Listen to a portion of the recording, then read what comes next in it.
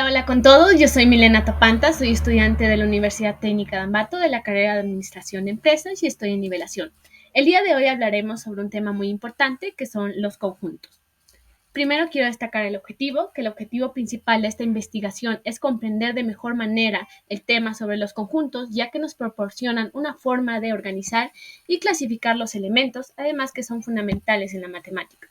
Para destacar esto, quiero decir que es un conjunto. Un conjunto es una colección o agrupación de objetos que tienen alguna característica en común. Para representar un conjunto utilizamos este símbolo de aquí que se llama llaves.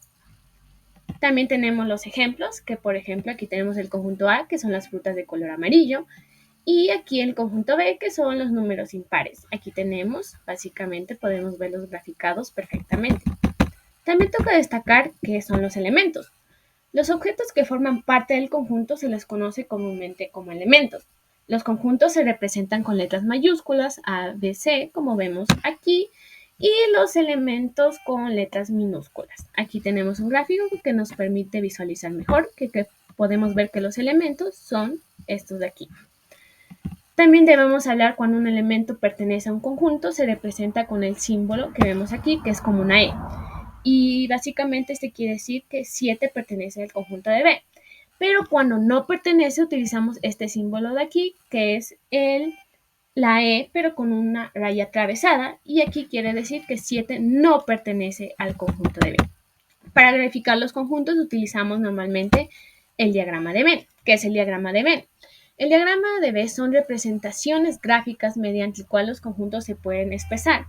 Estas representaciones se expresan por círculos que se superponen, es decir, por círculos que se sobreponen, colocan o añaden sobre otros círculos bajo un rectángulo conocido como el conjunto universal. Aquí tenemos un gráfico que nos ayuda a visualizar. Aquí vemos el conjunto A, el conjunto B y por supuesto el conjunto universal, que es el rectángulo. También tenemos la determinación de conjuntos, que son de dos formas, por extensión y comprensión, los cuales menciona que por extensión son los elementos que se dan de forma explícita, es decir, que se especifica cada uno de ellos, mientras que por comprensión se trata de dar una propiedad o una característica que tengan en común todos los elementos del conjunto. Aquí tenemos un ejemplo, por ejemplo, como ya lo mencioné, por extensión se detalla cada uno de los elementos. Aquí podemos ver lunes, martes, miércoles, etcétera, que son detalladamente los elementos que están aquí adentro. Mediante que comprensión es una característica que tengan todos estos elementos que, como podemos observar, básicamente son días de la semana. Tenemos la clasificación en conjuntos, que aquí tenemos un conjunto vacío, que esto nos quiere decir que cuando un conjunto no tiene ningún elemento se le conoce como conjunto vacío y se representa por este signo de aquí y por las llaves vacías. Aquí tenemos un gráfico que nos ayuda a visualizar de mejor manera lo que yo quiero explicar. Podemos observar que no se encuentra nada, entonces es un conjunto vacío. También tenemos un conjunto unitario, que es aquel conjunto que está compuesto por un solo elemento. Aquí podemos observar que el elemento aquí sería una manzana y por lo tanto solo es uno. Entonces, eso se lo conoce como conjunto unitario. También tenemos los conjuntos finitos, que son aquellos conjuntos que tienen un número y específicamente un número determinado de elementos. A estos se les conoce como conjuntos finitos. Por ejemplo, tenemos las vocales, que solo son 5, entonces eso es un conjunto finito que tenemos un número determinado. Aquí podemos observarlo y continuamos con la otra clasificación, que son los conjuntos infinitos. Estos son los que poseen una cantidad indeterminada de elementos. Entonces, no podemos realmente especificar cuántos existen y por eso se les conoce infinitos. Tenemos, por ejemplo, como aquí el conjunto de números pares, o sea, es infinito, y aquí añadí 3 puntos suspensivos que demuestra que el conjunto continúa porque tiene un número de una cantidad de elementos indeterminada. También tenemos el conjunto universal, que es el conjunto que contiene o incluye a otros conjuntos que mantienen una característica en común. Por ejemplo, aquí podemos observar que tenemos también otro ejemplo parecido al anterior, que son las vocales, pero aquí tenemos que el conjunto B solo abarca las vocales la A y la I, pero el resto de vocales están dispersos dentro del conjunto universal. Pero, como ya lo menciona el propio nombre, tienen una característica en común y es que son vocales. También continuamos con las operaciones de conjunto. Tenemos la unión, por ejemplo, la unión de dos conjuntos es A y B, que es otro conjunto formado por los elementos que pertenecen al conjunto A o que pertenecen al conjunto B o a ambos. Aquí podemos observar, tenemos en el conjunto A 5, 10, 15, mientras que en el conjunto B tenemos 5, 10, 15, 20, 25. Entonces, como podemos observar, estos dos números 5 y 10 se repiten, entonces al momento de ponerlo en la operación de conjuntos no es necesario repetirlo dos veces básicamente. Se representa con este símbolo que es como una U. Tenemos aquí, copiamos todos los elementos y al momento de graficar lo hacemos de esta manera. Como podemos observar, A es el subconjunto que se encuentra dentro del conjunto B y esta es la unión, y al momento de graficarlo pues tenemos esto de aquí, pintar todo esto de aquí o señalarlo para demostrar que es la unión de conjuntos. También tenemos la intersección, que la intersección de dos conjuntos A y B es otro conjunto formado por los elementos que pertenecen al conjunto A y que pertenecen al conjunto B. Esto quiere decir los elementos que tienen en común ambos conjuntos. Por ejemplo, aquí tenemos un ejemplo, el conjunto A tiene los elementos 2, 4, 6, 8, 10, mientras que el conjunto B tiene el elemento 2, 3, 6, 9. Básicamente los números que se repiten o que son iguales son el 2 y el 6. Y al momento de graficarlo lo hacemos de esta manera. Como ven, dos círculos. Aquí ponemos el 2 y el 6, ya que son los números que se repiten en ambos conjuntos. Y el resto ya sabemos, ¿no? Los números que van con cada uno de sus conjuntos, A y B.